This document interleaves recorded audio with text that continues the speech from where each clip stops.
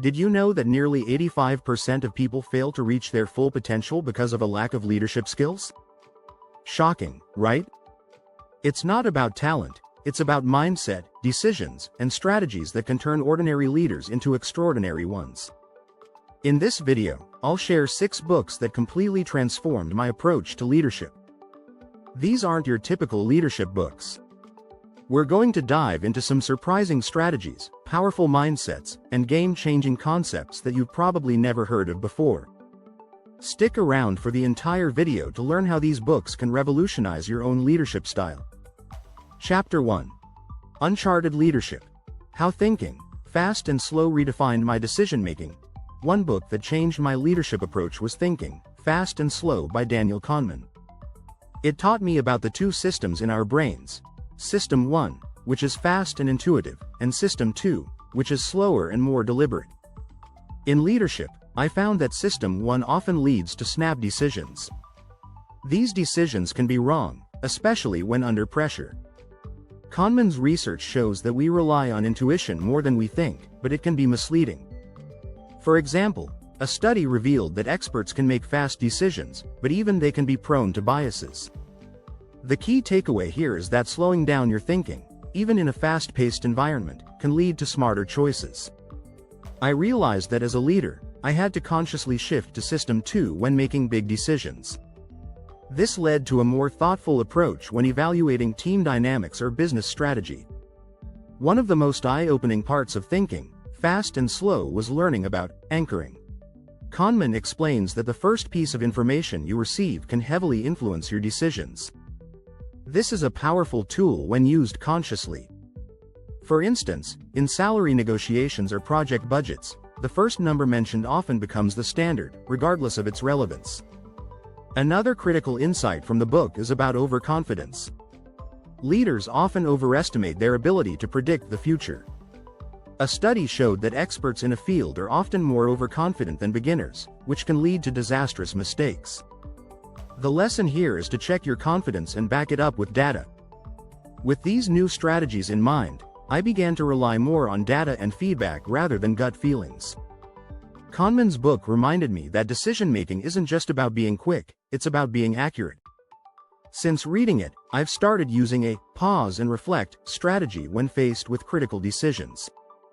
This simple act of slowing down allows me to take in more information and consider other perspectives. It's been invaluable for navigating complex leadership challenges. By adopting a more deliberate approach, I've become more aware of biases and learned how to overcome them. It's a leadership shift that's not only helped me but also encouraged my team to think critically before acting. Chapter 2. The Power of Quiet. Embracing Introverted Leadership in a Loud World. In Quiet by Susan Cain, I discovered a different side to leadership that I hadn't fully embraced before. Introversion. Most leadership advice centers around extroverts. We're told that loud, charismatic leaders who speak confidently and act boldly are the ones who get ahead. But Cain challenges this idea. She argues that introverted leaders, often quiet and reserved, bring essential qualities to the table: deep thinking, creativity, and the ability to listen. Cain's research shows that introverts tend to be better listeners. And being a good listener is key to effective leadership. In fact, studies show that people who feel heard are more likely to be engaged and motivated at work. As I took this to heart, I started focusing more on listening during meetings rather than dominating the conversation. It was eye-opening. I realized that some of the best ideas often came from quieter team members who were thoughtful but rarely spoke up. One of the most powerful strategies Cain advocates is creating an environment where introverts feel safe to share their ideas. This doesn't mean forcing them into the spotlight, but rather giving them space to reflect and speak when they're ready. A recent study found that when introverts are allowed to lead in ways that feel natural to them, they're more successful than when they're pressured to act like extroverts. This helped me see that leadership isn't a one-size-fits-all approach. Cain also highlights the importance of solitude for introverts. She points out that while teamwork is essential, introverts often need time alone to recharge and think deeply. This insight made me rethink my leadership schedule. I began carving out more time for deep thinking and reflection, allowing myself to step back from constant meetings and distractions. It wasn't just for my well-being, it made me a better leader. After reading Quiet, I realized that embracing my introverted traits actually enhanced my leadership. I stopped seeing them as weaknesses and started using them as tools for more thoughtful decision-making and leadership. For example, I became more focused on creating quiet spaces for my team to innovate. Now, rather than rushing into big decisions, I encourage my team to take time to process and think deeply. Chapter 3. The Leadership Blueprint. The 48 Laws of Power and the Art of Subtle Influence. When I picked up The 48 Laws of Power by Robert Greene, I wasn't sure what to expect. At first glance, it seemed like a book about manipulation and power plays. But as I read through its pages, I realized it was more about understanding human behavior and influence. One of the first strategies that struck me was the idea of never outshine the master. Greene argues that in any leadership position, it's vital to let those above you feel secure in their power. This concept helped me navigate tricky office dynamics without creating unnecessary friction. A surprising fact from the book is that power often comes from mastering the subtle art of attention. Greene explains that by controlling how others perceive you, you can influence their decisions and gain their trust. For instance, the 48 Laws of Power teaches you to create a mystique around yourself, making others curious about you without giving everything away. This tactic is incredibly useful when building authority without coming across as arrogant or domineering. One of the most striking lessons in the book is the power of strategic withdrawal. Greene writes that sometimes, pulling back and allowing others to come to you can be more effective than pushing forward aggressively. It's a counterintuitive move that many leaders overlook, but it can help build your influence while maintaining a sense of mystery. I've used this strategy in situations where staying silent or letting others take the lead created an opportunity for me to quietly shape the outcome. Another lesson from the 48 Laws of Power that I've applied is the concept of crushing your enemy totally. While it sounds extreme, it's about eliminating threats decisively. This doesn't mean being ruthless, but it teaches you the importance of addressing problems head-on. For instance, if there's a competitor or colleague who's consistently undermining your team, addressing it quickly and decisively can prevent bigger issues down the road. What makes the 48 Laws of Power so powerful is how applicable its strategies are in everyday leadership.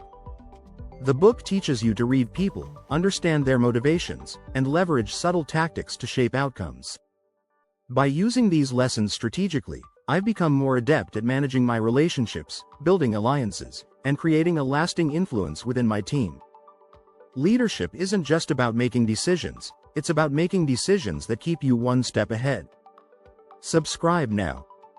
If you're enjoying these leadership strategies, don't forget to subscribe for more insights into how to unlock your leadership potential. Stay tuned for the next chapters on leadership and influence. Chapter 4. Lead like a designer. How the design of everyday things shaped my leadership mindset. When I first read The Design of Everyday Things by Donald Norman, I didn't realize how much it would influence my approach to leadership. The book is about designing products that are easy to use, but the principles behind it apply directly to leading teams and organizations. Norman talks about the importance of making things simple and intuitive. As a leader, this means creating systems and processes that are clear and easy for your team to follow. When your team doesn't have to struggle to understand tasks, they perform better. Norman introduces the concept of user-centered design, which focuses on creating products with the user's needs in mind. As a leader, this resonated deeply with me. I began focusing on the needs of my team first. What resources did they need? What was unclear in the processes we were using? By answering these questions, I was able to create a smoother, more efficient work environment. A study by McKinsey found that companies who prioritize user experience improve customer satisfaction by 10–15%, and I believe the same principle applies to employee satisfaction. One of the most impactful strategies Norman talks about is feedback. He emphasizes that good designs provide immediate feedback so users know whether they are on the right track. This is critical in leadership as well. I started offering more real-time feedback to my team. Instead of waiting for quarterly reviews, I made it a habit to regularly check in and provide constructive comments. This not only boosted performance but also made my team feel more connected to their work.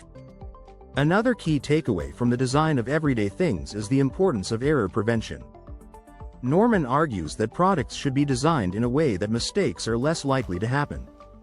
For leaders, this translates to creating a work environment where mistakes are seen as learning opportunities, not failures. This mindset shift allowed my team to innovate without the fear of being penalized for taking risks. When people feel safe to experiment, they are more likely to come up with new ideas that drive the organization forward. The principle of simplicity also had a major impact on my leadership approach. Norman talks about how complexity can overwhelm users and lead to frustration. I started to simplify processes and eliminate unnecessary steps in the workflow. This helped my team focus on what truly mattered, leading to better results and higher morale. In fact, companies that streamline their operations can see up to a 20% increase in efficiency. By removing distractions and simplifying tasks, I noticed a significant improvement in productivity. Chapter 5. Breaking the Chains. The Lean Startup and the Leadership of Experimentation. The Lean Startup by Eric Ries was another game-changing book that shaped my leadership style. The book promotes a strategy of rapid experimentation to build products that customers actually want. At first, I thought this was mostly about startups, but I quickly realized that the principles apply to leadership in any organization. The core idea is to test ideas early and often, instead of waiting until everything is perfect. This mindset shift encouraged me to adopt a more agile approach to leadership. One of the key strategies in the Lean Startup is the build, measure, learn feedback loop. Instead of waiting months or years to see if a project will succeed, this loop encourages leaders to test small ideas quickly. This allows teams to learn from real data and pivot if necessary. I started applying this strategy in leadership meetings. Instead of waiting until a project was complete, I began testing ideas in smaller phases, collecting feedback, and adjusting accordingly. This helped me make quicker, more informed decisions. Rise also emphasizes the importance of minimum viable products, MVPs. In leadership, this translates to launching projects with just enough features to get feedback and improve over time. Instead of trying to perfect every detail, I started focusing on delivering results faster and refining them along the way. A McKinsey report shows that companies with agile teams experience 20–30% better performance than those with traditional structures. I saw this firsthand when I shifted my team's mindset from perfection to iteration. Another strategy from the Lean Startup that resonated with me is the importance of failing fast. In traditional leadership, failure is often seen as something to be avoided. But Rise argues that failure is part of the process of learning. I've learned that when things don't go as planned, it's an opportunity to gather valuable insights and adapt.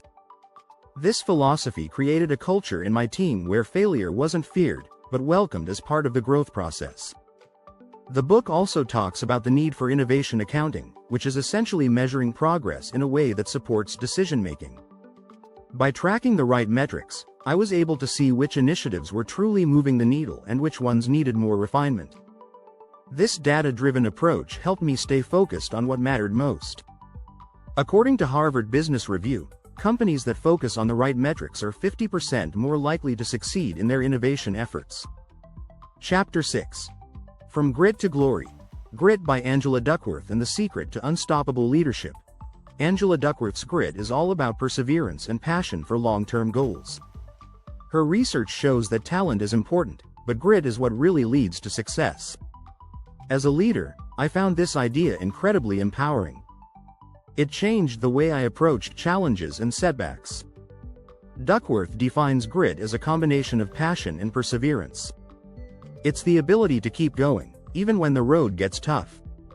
And in leadership, this mindset is critical.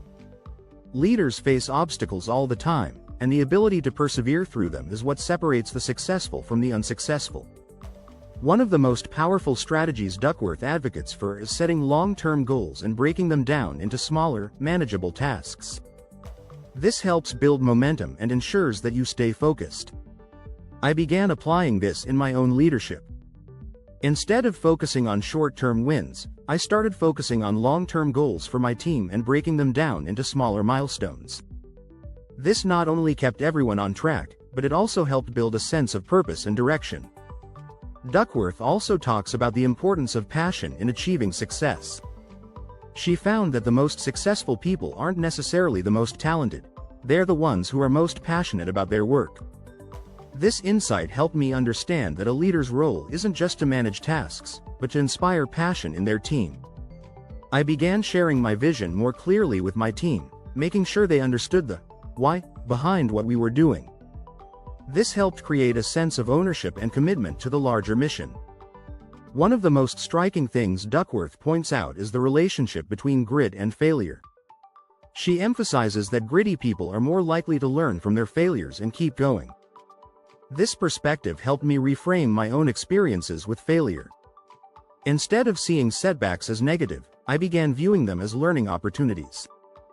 A study from the University of Pennsylvania found that individuals with high levels of grit are more likely to recover from setbacks faster than those without it. In leadership, the ability to push through difficulties is essential.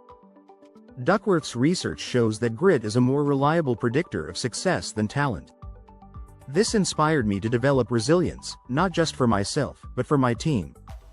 I started emphasizing the importance of staying the course, even when things got tough. As a result, my team became more resilient and willing to take on challenges without fear of failure. Subscribe now. If these strategies are resonating with you, make sure to hit the subscribe button and join me for more valuable leadership insights. Let's continue to grow and lead together.